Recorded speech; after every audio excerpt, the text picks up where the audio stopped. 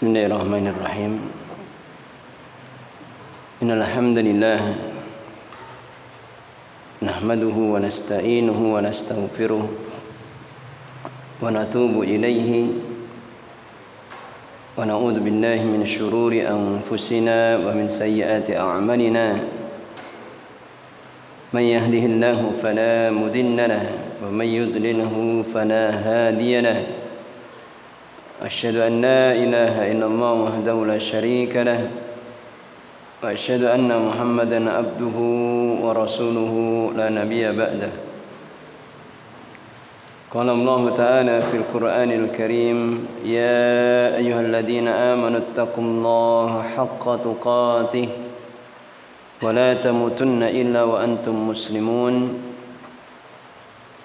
يا أيها الذين آمنوا وقولوا قولا سديدا يصلح لكم أعمالكم ويغفر لكم ذنوبكم ومن يطع الله ورسوله فقد فاز فوزا عظيما. أما بعد فإن أصدق الحديث كتاب الله وخير الهدى هدى محمد صلى الله عليه وسلم وشر الأمور محدثاتها فإن كل محدثة بدعة وكل بدعة ضلالة وكل ضلالة في النار. أيها الإخوة rahimani rahimakumullah. Alhamdulillah, dengan taufik dan hidayah dari Allah Subhanahu wa taala kita bisa berkumpul kembali pada kesempatan kajian kita pada malam hari ini, dan insyaallah kita akan melanjutkan kajian kita, pembacaan kitab Syarah Al-Aqidah Al-Wasithiyah. Siapa yang mau setoran? Anda? Anda.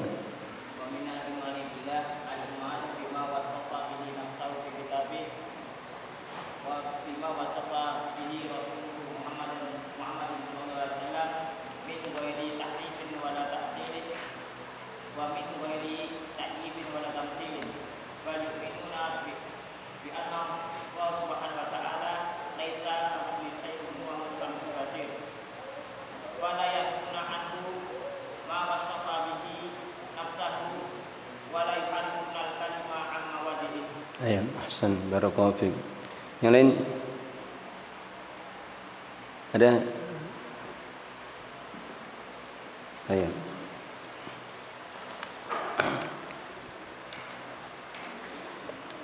Kita lanjutkan. Saya baca matan sebelumnya. Wa minal imani billahi, dan termasuk di antara iman kepada Allah. Yang iman kepada Allah adalah iman yang paling pokoknya, paling usulnya, paling dasarnya. Karena semua keimanan di dalam rukun-rukun iman maka kembalinya kepada iman kepada Allah. Dan sebagaimana sudah berlalu, iman kepada Allah ada berapa kandungan? Iman kepada Allah ada berapa kandungan? Ada berapa kandungan? 5 kandungan. Yang pertama apa? Al-imanu biwujudillah, iman kepada wujudnya Allah. Kemudian yang kedua, al-imanu bi rububiyatihi, dengan rububiyahnya. Kemudian yang ketiga, al-imanu bi uluhiyatihi, dengan uluhiyahnya. Yang keempat, al-imanu bi asma'ihi wa sifatihi, beriman dengan nama-nama dan sifat-sifatnya. Dan yang kelima, al-iman bi uluwillahi ba'inun ala khalqihi, beriman dengan ketinggian Allah jauh di atas semua makhluk-makhluknya. Maka ini 5 kandungan iman kepada Allah. Ya, memang di dalam kubur kita tidak akan ditanya kita. Tidak akan ditanya oleh malaikat. Tapi untuk mengokohkan akidah kita, keimanan kita, maka di antara jalannya adalah memahami kandungan atau cakupan di dalam keimanan. Kata beliau, wa minal imani billah, dan termasuk iman kepada Allah Subhanahu wa taala, al-imanu bima wasafa bihi nafsahu fi kitabih, adalah beriman dengan apa yang Allah sifati dirinya, dengan apa yang Allah sifati dirinya di dalam kitabnya Al-Quran Al-Karim, wa wasafahu bihi rasuluhu Muhammadun, dan apa yang disifati oleh Rasulnya untuk Allah Muhammad sallallahu alaihi wasallam. Dan keimanan itu harus selamat dari 4 perkara.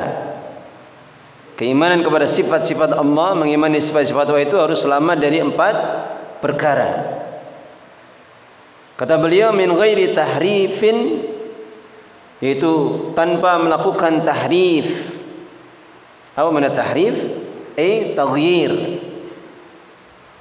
merubah lafaz atau maknanya.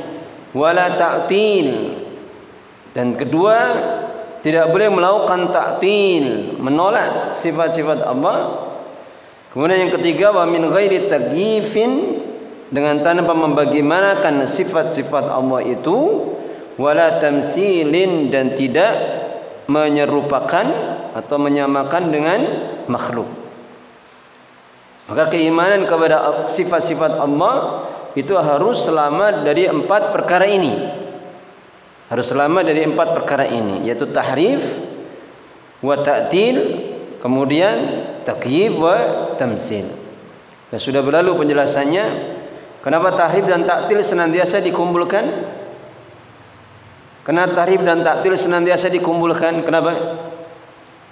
Li'annahuma ghulu fi an-nafi, berlebih-lebihan atau melampaui batas fin nafi, di dalam menafikan sifat Allah. Sampai-sampai sifat yang Allah tetapkan untuk dirinya sendiri pun dinafikan. Dan mereka lakukan ini dengan alasan apa? Tanjihun lillah, mensucikan Allah Subhanahu wa taala dari penyerupaan dengan sifat makhluk. Kemudian kenapa takyif dan tamsil senantiasa disebutkan bersamaan? Karena keduanya adalah bentuk apa? Ghulu fi al-isbat, melampaui batas dalam menetapkan. Ditetapkan semua sifat bagi Allah, akan tapi disamakan dengan sifat makhluk. Baik. Maka setelahnya kata beliau, bal yu'minuna bi anna Allah Subhanahu, bahkan mereka itu beriman, itu orang-orang yang beriman itu wajib untuk mengimani bi anna Allah Subhanahu, bahwasanya Allah yang Maha Suci, laisa kamitslihi syai'un wa huwa as-sami'ul basir. Allah itu tidak ada sesuatu pun yang menyelisihinya. Apa? Tidak ada sesuatu pun yang menyamainya. Laisa kamitslihi syai'un, Allah itu laisa kamitslihi syai'un, tidak ada sesuatu pun yang sama dengannya atau menyamainya. Wa huwa as-sami'ul basir, dan dialah Allah zat yang maha melihat dan maha mendengar. Dialah Allah zat yang maha mendengar dan maha melihat. Maka ada di dalam ayat ini, sebagaimana nanti akan dijelaskan oleh Syekh Fauzan hafidhahu wa ta'ala, pada ayat ini ada 2 bantahan sekaligus. Yang pertama pada kalimat laisa kamitslihi syai'un, tidak ada sesuatu pun yang menyamai Allah. Maka ini bantahan untuk orang-orang yang melakukan apa? Orang melakukan apa? Takyif wa tamsil, atau orang-orang yang melakukan, orang-orang mumassilah dan muqayyifah, orang-orang yang menyamakan sifat Allah dengan sifat makhluk dan membagaimanakan sifat-sifat Allah Subhanahu wa ta'ala. Kemudian pada kalimat wa huwas sami'ul basir, Dialah Allah zat yang Maha mendengar dan Maha melihat. Maka ayat ini adalah bantahan untuk siapa? Orang-orang muharrifah dan mu'attilah. Orang-orang yang menolak sifat-sifat Allah dan merubah. Orang-orang yang menolak dan merubah sifat-sifat Allah Subhanahu wa ta'ala. Sebagaimana nanti akan dijelaskan oleh beliau. Maka kata beliau setelahnya, fala yanfuna anhu ma wasafa bi nafsahu. Maka mereka orang-orang yang beriman tidak boleh menafikan dari Allah apapun yang Allah sifatkan untuk dirinya. Mereka orang-orang yang beriman tidak boleh menafikan atau meniadakan apapun apa itu ma mausulah. Kalau isim mausul itu yufidul umum. Semua isim mausul, isim syarat itu yufidul umum. Sehingga kita mengartikannya, maka mereka tidak boleh menafikan atau meniadakan dari Allah semua apa yang Allah sifati untuk dirinya. Sehingga apa yang Allah tetapkan di dalam ayat-ayat Al-Quran maupun di dalam hadis-hadis Nabi-Nya tidak boleh kita tolak, tidak boleh kita nafikan. Wala yuharrifuna al-kalima an mawadhi'ihi, dan tidak boleh mereka itu merubah kalimat-kalimat itu an mawadhi'ihi, dari tempat-tempatnya sendiri. Artinya tidak boleh merubah dari sisi lafadznya, sebagaimana perbuatan orang-orang ahlu ta'wil, mu'awwilah. Mereka merubah sifat Allah dari sisi lafadznya. Seperti contohnya apa? Sifat istawa, mereka rubah jadi apa? Istaula. Kemudian ketika menafsirkan wajaa rabbuka, mereka rubah jadi apa? Wajaa amru rabbik. Mereka juga tidak boleh merubah maknanya. Jadi lafadznya dibiarkan, akan tetapi maknanya itu dirubah, ditakwil kepada makna yang lain yang tidak diinginkan oleh Allah Subhanahu wa ta'ala dan tidak pernah disebutkan oleh Rasulnya sallallahu alaihi wasallam. Maka di dalam penjelasan ini beliau ingin menegaskan kepada kita, tidak boleh siapapun orang-orang yang mengaku beriman kepada Allah dia menolak atau menafikan semua sifat-sifat yang Allah tetapkan untuk dirinya.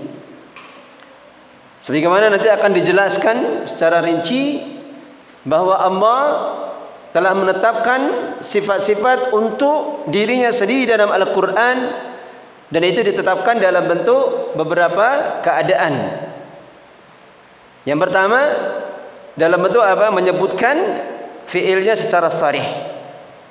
Dzikrus sifat apa? Dzikrus sifat sharihan. Menyebutkan sifat secara apa? Jelas. Kalau sifat di sini berarti apa? Isim masdarnya maksudnya. Menyebutkan apa? Masdarnya. Contohnya apa? Misalkan wa tawakkal 'alal hayyi alladzi la yamut. Wa tawakkal 'alal hayyi, atau ini nama ya. Misalkan kalau sifat apa? Wa rabbuka dzurrahmah. Rabbmu itu dzurrahmah, memiliki rahmat. Maka sifat Allah rahmah, itu menyayangi, mengasihi, maka tidak boleh dinafikan. Tidak boleh juga ditakwil maknanya. Sebagaimana perbuatan orang-orang ahlu takwil, mereka mengatakan rahmatnya Allah itu apa? Iradatul in'am, kehendak untuk memberikan nikmat, atau iradatus sawab, kehendak untuk memberikan pahala. Padahal Allah menyebutkan sifat rahmah ini di dalam Al-Quran banyak sekali. Kemudian yang kedua, Allah menyebutkan dengan bentuk fi'il, perbuatan, dalam bentuk kata kerja. Dalam bentuk kata kerja, maka tidak boleh dinafikan. Tidak boleh dinafikan. Misalkan apa? Wa kallama Musa takliman. Allah menetapkan sifat kalam pada diri Allah. Kemudian yang ketiga disebutkan dalam bentuk apa? menyebutkan nama, menyebutkan namanya. Dan sebagaimana penjelasan para ulama, maka setiap kali Allah menetapkan nama untuk dirinya, maka harus ditetapkan pula sifat yang terkandung di dalamnya.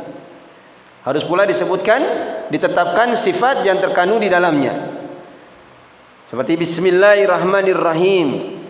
Innallaha alimun hakim. Innallaha azizun hakim. Ghafurur rahim. Maka nama-nama Allah semuanya ini terkandung di dalamnya sifat. Terkandung di dalamnya sifat. Berbeda dengan apa yang dipahami oleh orang-orang alul bid'ah. Semisal orang-orang Mu'tazilah. Orang-orang Mu'tazilah itu menetapkan nama bagi Allah, akan tapi nama yang tidak ada kandungan sifat. Sehingga mereka berani mengatakan Allah itu alimun bila ilmin. Allah itu alim, akan tapi bila ilmin, tanpa ilmu. Allahu sami'un bila sam'in.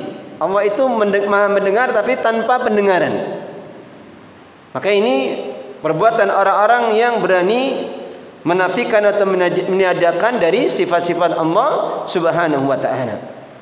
Maka orang-orang dari kalangan para ulama Ahlussunnah wal Jamaah menetapkan bahwasanya wajib kita untuk mengimani sifat-sifat Allah, apa yang Allah tetapkan untuk dirinya. Demikian juga kita harus menafikan sifat-sifat yang Allah nafikan untuk dirinya.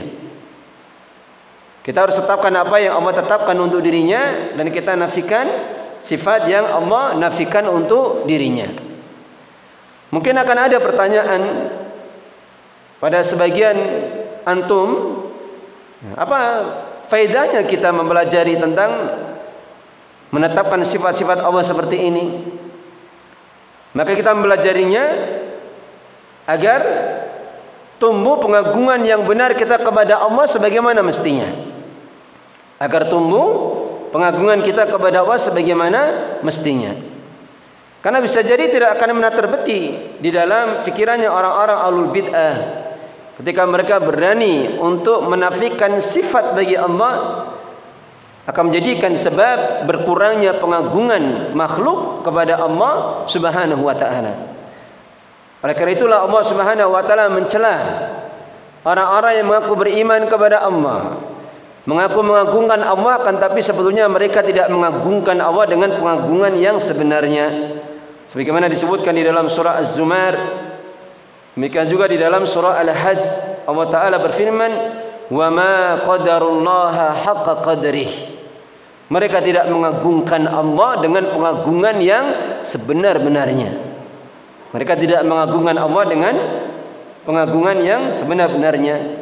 Wal ardu jami'an qabdatuhu yaumal qiyamah was samawati matwiyatun biyaminih. Padahal bumi itu seluruhnya maka akan berada di dalam genggaman Allah kelak pada hari kiamat, dan langit-langit semuanya akan digulung dengan tangan kanannya. Maka kita mempelajari sifat-sifat Allah itu dalam rangka usaha kita untuk semakin menumbuhkan pengagungan kita kepada Allah. Nah, semakin besar pengagungan kepada Allah, maka akan tumbuhkan di dalam hati kita semakin besarnya rasa takut kita kepada Allah. Semakin besar rasa cintanya kita kepada Allah. Semakin besar pula tawakal, penyandaran kita kepada Allah Subhanahu wa ta'ala. Maka ini tujuan kita belajar akidah, khususnya belajar tentang menetapkan sifat-sifat bagi Allah Subhanahu wa ta'ala. Maka dijelaskan oleh Syekh Fauzan hafizahullah ta'ala,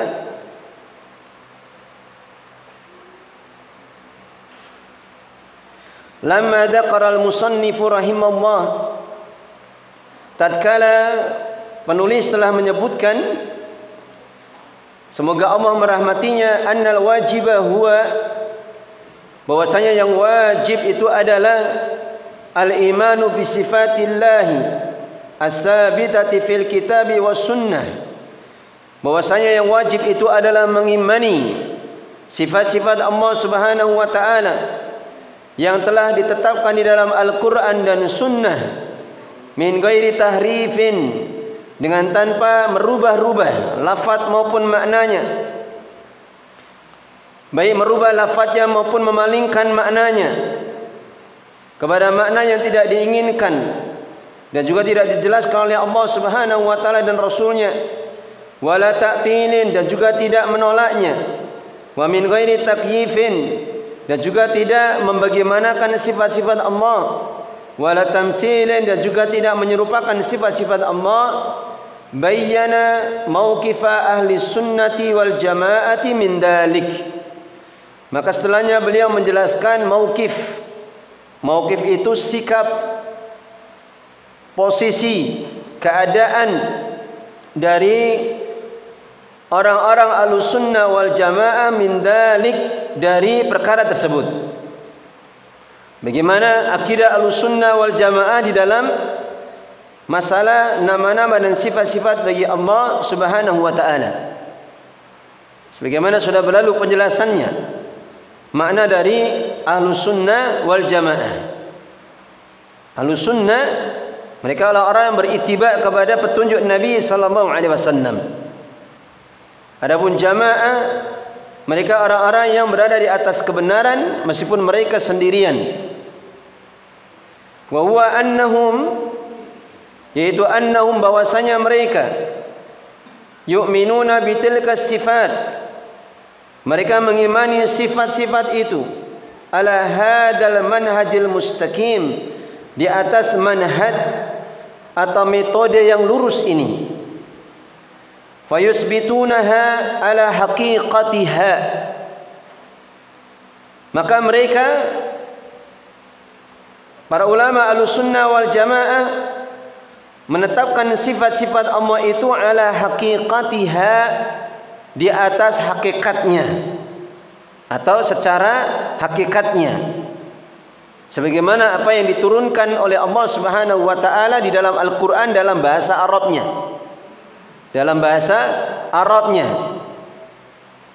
Dan Allah menurunkan Al-Qur'an dalam bahasa Arab itu agar bisa terpahami oleh manusia yang diturunkan kepada mereka Al-Quran.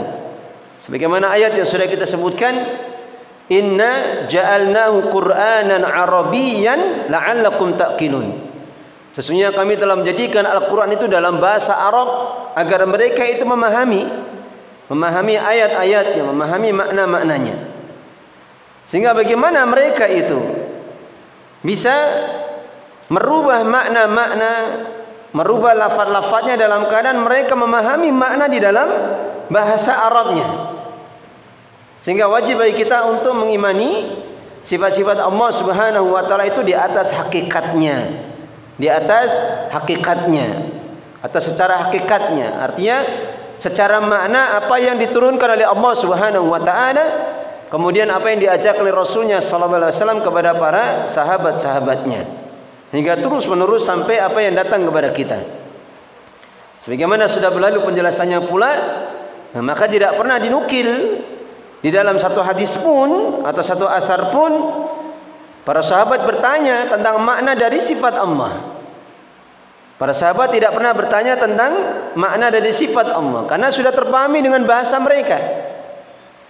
Bahwasanya apa yang diturunkan di dalam ayat Al-Quran itu sudah terpahami dengan bahasa mereka, sehingga terpahami pula oleh orang-orang yang datang setelahnya. Wajib bagi kita untuk memahaminya secara hakikatnya. Kalau Allah menetapkan suatu sifat, itulah sifat yang maknanya dipahami di dalam bahasa Arabnya. Kemudian nafina anha, kita menafikan dari Allah Subhanahu wa taala itu, atau dengan keadaan, dalam keadaan kita menafikan.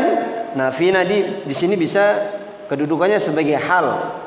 Dalam keadaan kita menafikan anha, dari sifat-sifat itu, at-tamsila, kita menafikan adanya tamsil, keserupaan sifat Allah dengan sifat makhluk, meskipun sama di dalam namanya, meskipun sama di dalam namanya atau penyebutannya, sama-sama mendengar, akan tapi tentunya secara akal terpahami, tidak mungkin mendengarnya Allah itu sama dengan mendengarnya makhluk. Makhluk dalam gelombang frekuensi tertentu sudah tidak mampu mendengar. Meskipun Allah kadang ciptakan juga makhluk-makhluk tertentu, binatang-binatang tertentu yang bisa mendengar suara dengan gelombang-gelombang tertentu, atau makhluk manusia dalam jarak tertentu sudah tidak bisa mampu mendengar. Sedangkan pendengaran Allah tentunya adalah pendengaran yang sempurna. Karena wajib bagi kita menetapkan sifat Allah itu dengan sifat kesempurnaan, tidak ada kekurangan dari segala sisi manapun. Allah mendengarkan ucapan semua makhluk-makhluknya, semua manusia, hewannya dengan ribuan bahasa. Bahkan ucapan-ucapan hati pun, niat-niat yang baik atau buruk, semuanya Allah ketahui. Tanpa Allah pernah merasa lelah, ta'ab, pernah merasa bising, pernah merasa kebingungan. Allah Maha mendengar dari semua apa yang diucapkan oleh seluruh makhluknya di alam semesta ini. Sehingga tidak boleh kita menetapkan pendengaran Allah itu sama dengan pendengaran makhluk. Akan tapi kita menetapkan pendengaran Allah itu yaliku bi jalalihi wa 'azamatihi. Harus kita tetapkan sifat itu sesuai dengan apa? Keagungan dan kemuliaan bagi Allah Subhanahu wa taala. Fala yu'attiluna, maka tidak boleh mereka itu menolaknya. Meskipun dengan alasan untuk tanzihun lillah, mensucikan Allah dari penyerupaan kepada makhluk. Sebagaimana anggapan orang-orang Mu'attilah. Ketika mereka menetapkan sifat bagi Allah, sama saja menetapkan Allah punya sifat yang sama dengan makhluk. Sehingga perkara ini harus tersucikan pada diri Allah, sehingga mereka berani untuk menolak sifat-sifat Allah. Maka tidak boleh kita menolak atau menafikan sifat-sifat Allah yang Allah telah tetapkan untuk dirinya sendiri. Wala yumassiluna ala wafqi ma jaa, dan tidak boleh kita menyamakan, tidak boleh mereka menyamakan kepada apa yang sesuai dengan apa yang datang, atau mereka tidak boleh menyamakan berdasarkan apa yang sesuai dengan apa yang datang di dalam firman Allah Ta'ala fil ayah, dalam ayatnya min surati Syura, di dalam surah Asy-Syura, laisa kamitslihi syai'un wa huwas samiul basir. Allah Subhanahu wa taala berfirman, laisa kamitslihi syai'un, tidak ada sesuatu pun yang sama atau menyamai Allah Subhanahu wa taala, wa huwas samiul basir, dan dialah zat yang Maha mendengar dan Maha melihat. Maka dijelaskan oleh para ulama berdasarkan dari sisi nahwunya. Di situ ada apa? Mumasalah dua lafaz. Yang pertama huruf kaf. Kaf itu kalau huruf jar maknanya apa? Li at-tashbih. Tashbih artinya penyerupaan. Misalkan Muhammadun ka asadin, Muhammad seperti singa, itu huruf kaf. Kemudian kata mislun sendiri itu maknanya juga sama. Maknanya juga apa? Sama. Sehingga para ulama berbeda pendapat di dalam menetapkan i'rabnya. Meskipun mereka tidak berselisih di dalam memahami maknanya. Maka disebutkan di antara pendapat yang paling banyak disebutkan oleh para ulama bahwasanya kaf di situ maknanya adalah zaidah. Zaidah litta'kid. Kaf di situ maknanya zaidah litta'kid. Zaidah itu huruf tambahan, akan tapi litta'kid untuk menguatkan. Litta'kid untuk menguatkan. Artinya seandainya tidak ada huruf kaf di sini, maka maknanya sudah bisa dipahami. Kalau tidak ada huruf kaf, maka maknanya laisa mislahu syai'un. Tidak ada sesuatu pun yang menyamai Allah. Akan tapi disebutkan kaf di sini itu zaidah, tambahan li ta'kid untuk menguatkan. Untuk menguatkan.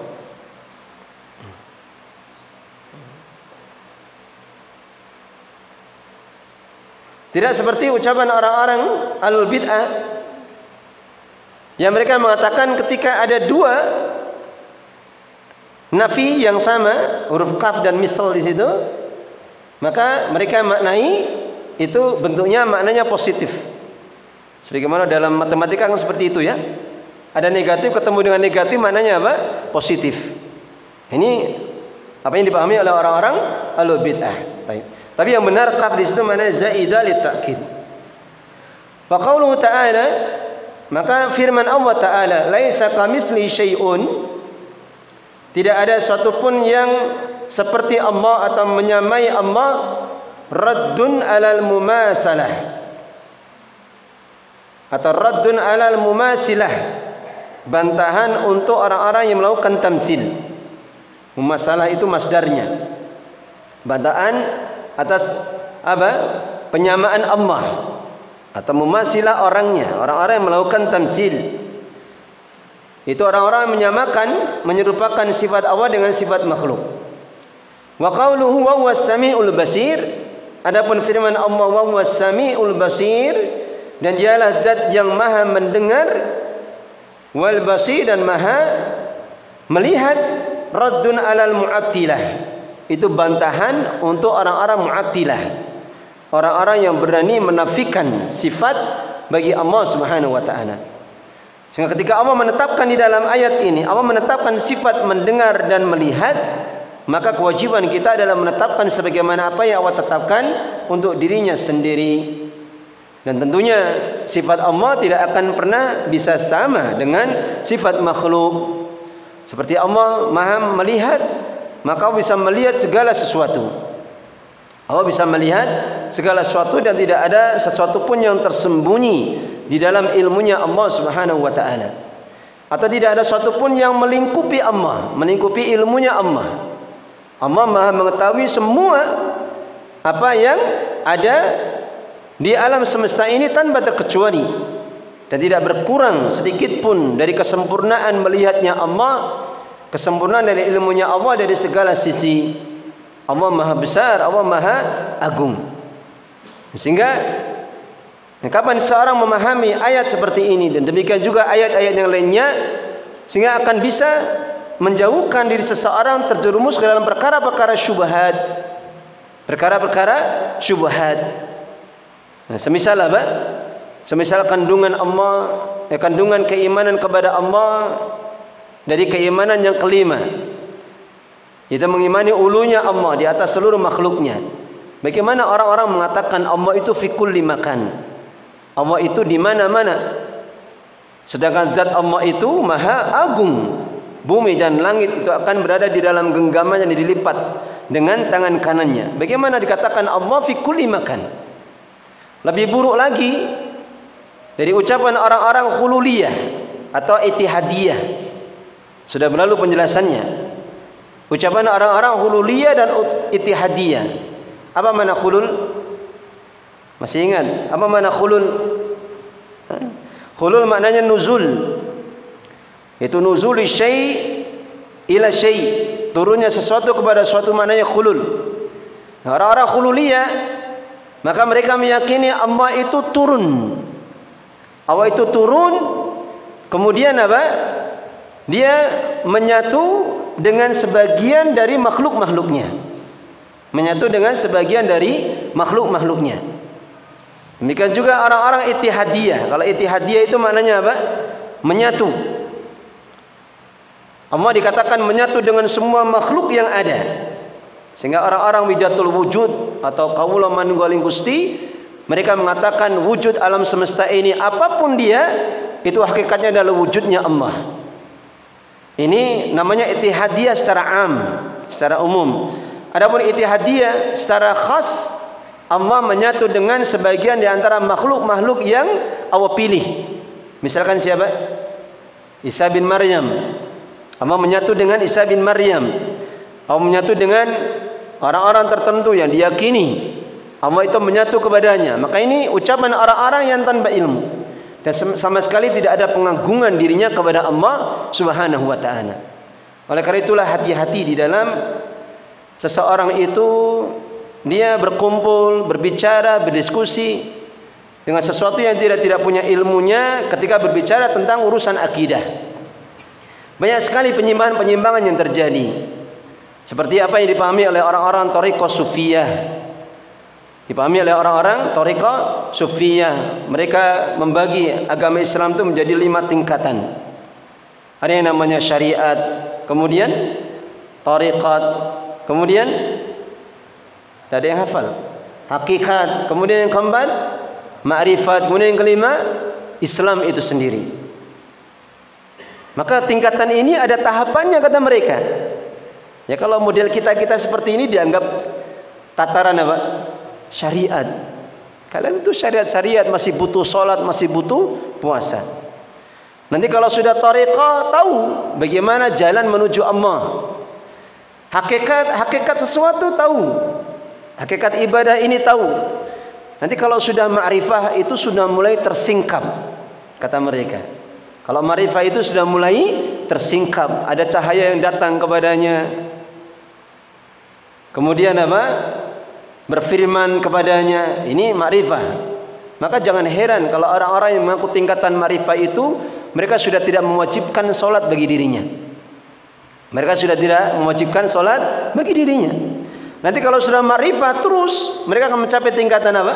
Islam. Nah, Islam ini maknanya ittihadiyah, menyatunya hamba itu dengan Allah Subhanahu wa taala. Maka ini akidah-akidah yang batil yang pernah disebutkan penjelasan oleh para ulama sebetulnya dibuat oleh orang-orang Yahudi. Lihat bagaimana cerdasnya mereka untuk menjauhkan manusia dari hakikat agama yang benar itu, dijauhkan dari agamanya, dijauhkan dari Al-Quran, dijauhkan dari hadis, sehingga mereka berani mengatakan kalian mengambil ilmu dari orang-orang yang sudah mati. Kan Rasulullah meninggal, para sahabat meninggal, para ulama-ulama tabi'un sudah meninggal semuanya. Kita mengambil hadis dari mereka. Adapun kami, maka kami mengambil ilmu itu dari zat yang maha hidup. Jadi ilmunya langsung dari Allah Subhanahu wa ta'ala. Ini orang-orang Yahudi yang membuat ini, sehingga ditelan mentah-mentah oleh orang-orang thariqah sufiyah yang pertama kali kata para ulama itu menyebar di tanah Afrika, di Mesir, Aljazair, Sudan, itu menyebar di sana. Kemudian dibawa itu menyeberang ke Timur Tengah, dibawa ke arah Asia yang lainnya sampai ke Indonesia. Karena mereka berdagang ke Indonesia, mereka menyebarkan pemahaman seperti ini. Dan pemahaman seperti ini sungguh bisa merusak itu. Hanya saja kalau kita perhatikan orang-orang yang berpemahaman seperti ini itu sudah tidak murni lagi. Kalau di Indonesia, apalagi di tanah Jawa ini, orang yang berpemahaman seperti ini sudah tidak murni lagi. Kenapa? Karena mereka sudah mencampur dengan perdukunan, kejawen, klenik dan sebagainya. Kalau kita membaca sebagaimana penjelasan para ulama, ucapan Al-Imam Ghazali di dalam kitabnya apa? Ihya Ulumuddin. Kitab ini diperingatkan oleh para ulama karena ada pemahaman sufiyahnya, di mana pada saat itu Al-Imam Ghazali rahimahullah taala, sebagian para ulama mengatakan beliau bertobat di akhir hayat hidupnya. Beliau mengatakan bahwasanya pada tataran tertentu seorang hamba itu akan mendapati tingkatan kasyaf. Kasyaf itu terbukanya tabir yang menutup antara dirinya dengan Allah Subhanahu wa taala, sehingga dia bisa melihat Allah di dunia ini. Ini pemahaman beliau. Tapi beliau kan kita kenal, beliau juga belajar hadis, hafal Al-Quran, beliau punya kitab usul fikih.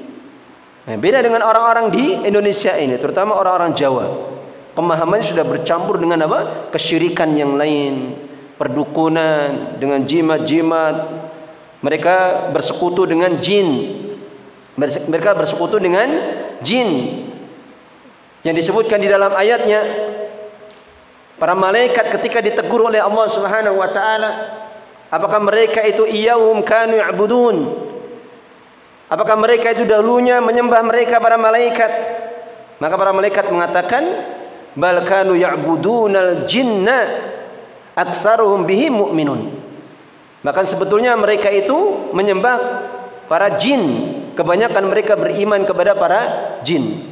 Nah, jin ini mudah sekali dia datang kepada seseorang ketika dia berzikir dalam bentuk cahaya, kemudian dianggap sebagai malaikat, padahal itu jin. Ini mudah sekali. Sebagaimana kisahnya pernah kita sebutkan. Baik. Kemudian kata beliau, li'anna fihi isbat as-sam'i wal basar. Karena ada di dalamnya itu penetapan sifat mendengar dan melihat bagi Allah Subhanahu wa taala. Fal ayatul karimah, maka ayat yang mulia ini dusturun wadihun. Dustur itu undang-undang, aturan, batasan. Wadihun yang jelas, atau bisa dikatakan kaidah yang jelas, hukum yang jelas, fi babil asma'i was sifat, di dalam bab menetapkan nama-nama dan sifat-sifat bagi Allah Subhanahu wa taala. Lianna jama'at baina isbati sifati lillah, dikarenakan ayat itu telah mengumpulkan, liannaha kembali ke ayat, dikarenakan ayat itu telah mengumpulkan baina isbati sifati lillah, antara menetapkan sifat bagi Allah, wa nafyi tamsili anha, dan antara menafikan penyerupaan Allah sifat-sifat itu kepada sifat makhluk. Wa sayati tafsiruha insyaallah, dan akan datang tafsir atau penjelasannya insyaallah. Wa qauluhu, kemudian ucapan beliau, fala yanfuna anhu ma wasaba bihi nafsahu, maka tidak boleh mereka menafikan dari Allah Subhanahu wa taala ma wasaba bihi nafsahu, semua apa yang Allah telah tetapkan atau sifatkan dirinya dengan sifat itu. Tidak boleh menafikan, meniadakan semua apa yang telah Allah tetapkan untuk dirinya sendiri. La yahmilu ahla sunnati wal jamaah imanuhum bi anna wa laysa kamitsli syai'un. Itu maknanya tidak boleh membawa orang-orang ahlu sunnah itu tidak boleh membawa keimanan mereka kepada Allah, bahwasanya Allah tidak ada suatu pun yang serupa dengannya, itu menjadikan, kita artikan la yahmilu itu maknanya ja'ala saja biar lebih enak. Tidak boleh menjadikan orang-orang ahlu sunnah itu ala ayyanfu anhu, menafikan dari Allah ma wasafa bihi nafsahu, semua apa yang telah Allah sifati dirinya sendiri. Kama yaf'alu dzalika, sebagaimana melakukan hal tersebut alladzina ghalau fit tanzih, orang-orang yang telah gulu atau berlebih-lebihan fit tanzih, di dalam mensucikan Allah.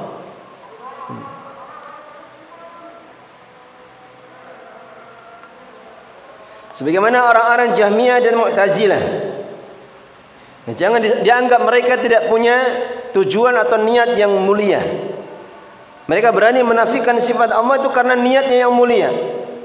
Itu dalam rangka apa? Tanzihulillah, yaitu mensucikan Allah Subhanahu wa taala dari keserupaan dengan makhluk. Keserupaan dengan makhluk.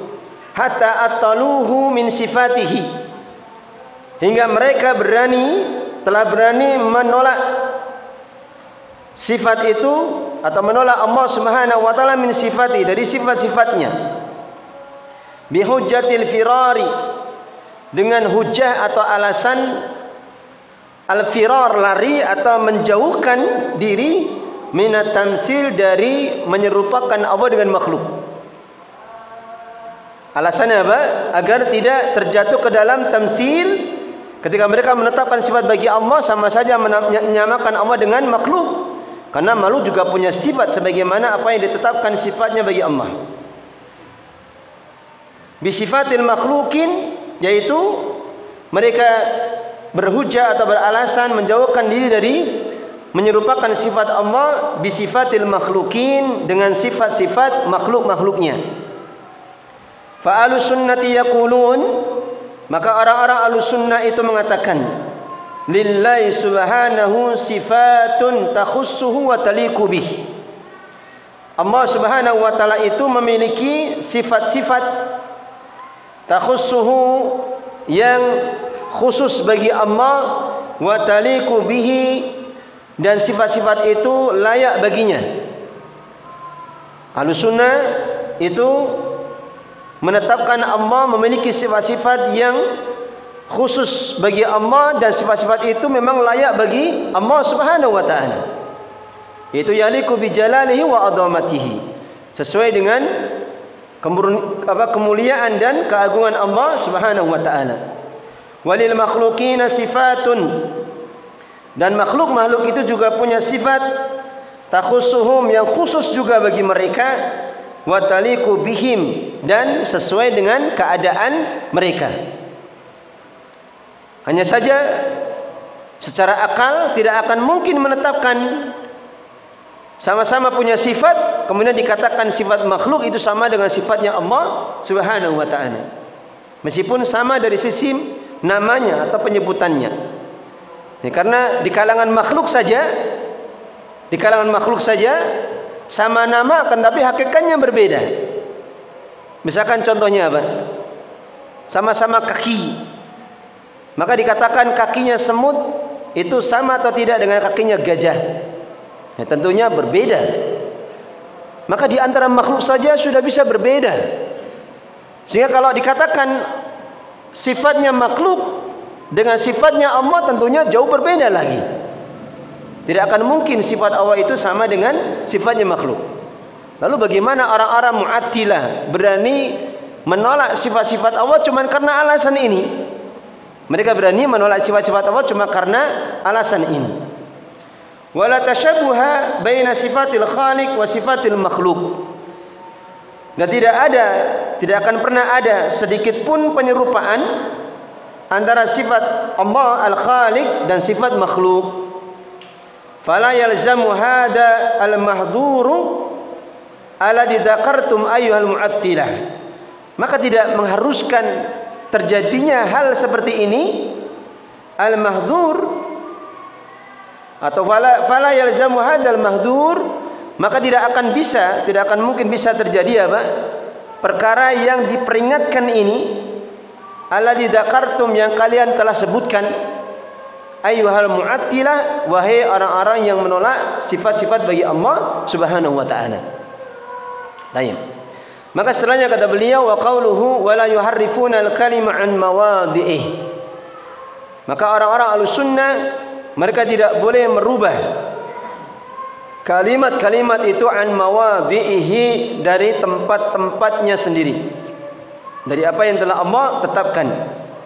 Taqaddama bayanu makna tahrif, dan telah berlalu penjelasan tentang makna at-tahrif. La yughayyiruna kalamallahi, yaitu tidaklah boleh merubah kalam Allah, ayat-ayat Allah, fayubaddiluna alfadahu, maka tidak boleh, atau maka mereka itu berani merubah lafaz-lafaznya, au yughayyiruna ma'anihi, atau merubah makna-maknanya, fayufassirunahu bighairi tafsirihi, maka mereka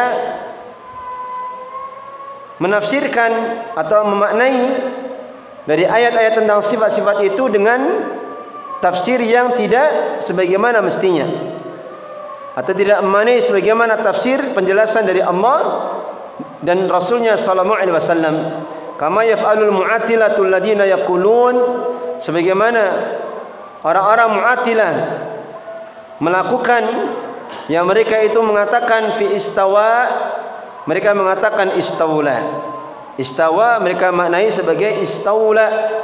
Wa fi wa jaa rabbuka, mereka maknai jaa amru rabbik, telah datang perintah dari Rabbmu.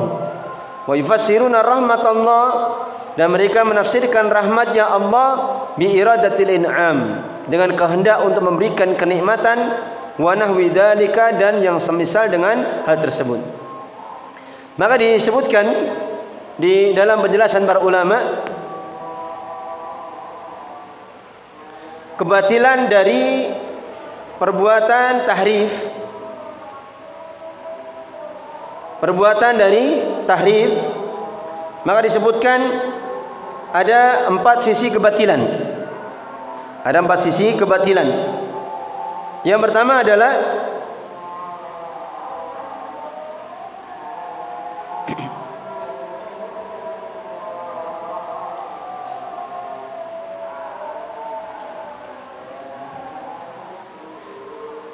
Yang pertama adalah sarful lafz an zahirihi, atau sarful lafz, memalingkan lafaz dari zahirnya ila ma'nal marjuh, memalingkan lafaz dari makna zahirnya ila ma'nal marjuh, kepada makna yang lemah. Marjuh itu artinya tidak dirojihkan, tidak dikuatkan. Sudah? Imma syar'an, baik secara syariat, atau aqlan, atau secara akal. Ya, karena memalingkan makna dari zahirnya kepada makna yang marjuh tidak bisa ditetapkan secara syariat. Kenapa? Karena memalingkan makna dari zahirnya itu harus ada dengan dalil. Tidak boleh kita menafsirkan sesuatu tanpa dalil. Tidak boleh memalingkan makna sifat Allah itu dengan tanpa dalil. Demikian juga secara akal. Tidak bisa ditetapkan secara apa? Akal. Kenapa? Dari sisi mana? Kenapa tidak bisa ditetapkan dengan akal?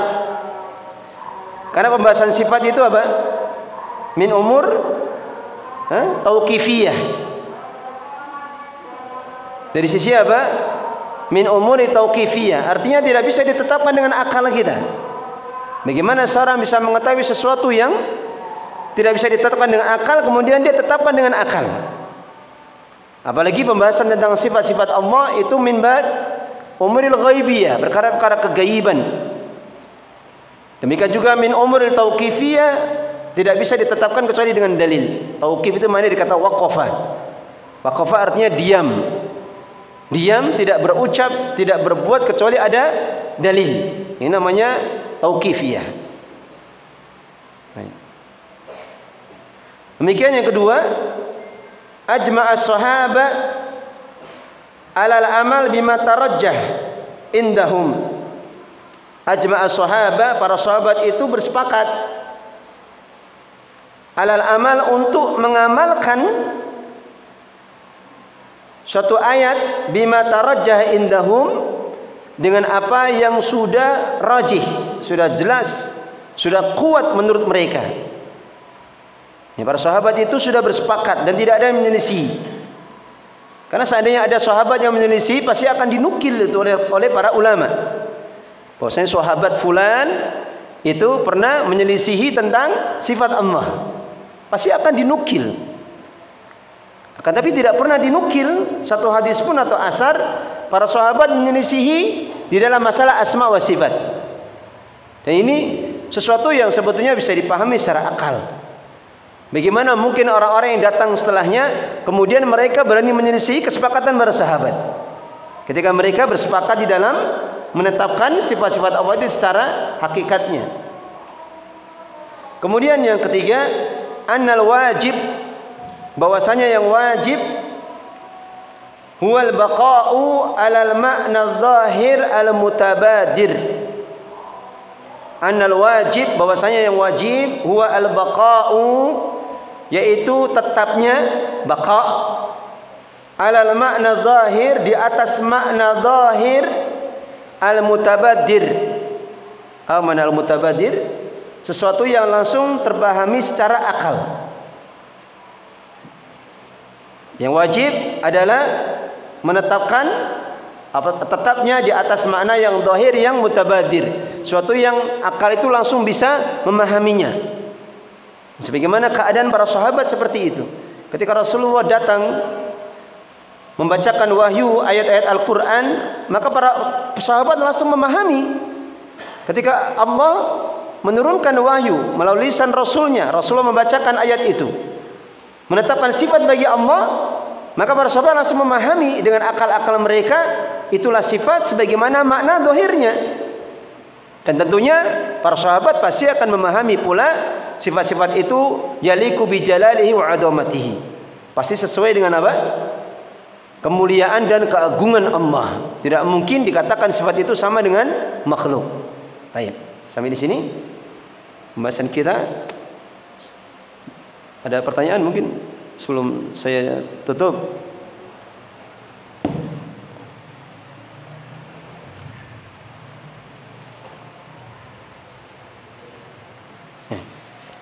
Bisa diulang tadi bantahan orang-orang Autari bagaimana?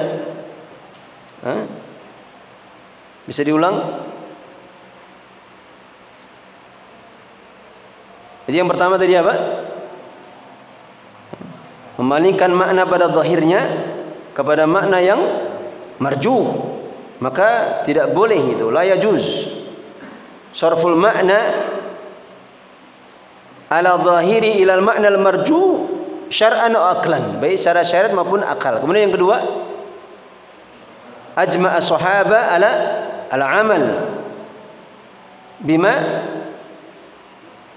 dengan apa yang datang ditetapkan oleh Allah Subhanahu wa taala. Kemudian yang keempat adalah al-wajib, anna al-wajib huwa al-baqa, adalah tetapnya alal makna zahir al-mutabadir, kepada makna yang zahir yang langsung terpahami secara akal. Baik. Demikian kajian kita, dan insyaallah nanti kita akan lanjutkan pada kajian akan datang. Semoga bermanfaat, menambah ilmu kita dan keimanan kita kepada Allah Subhanahu wa taala. Akhiru da'wana alhamdulillahirabbil alamin. Subhanaka Allahumma bihamdika asyhadu an la ilaha illa anta astaghfiruka wa atubu ilaik.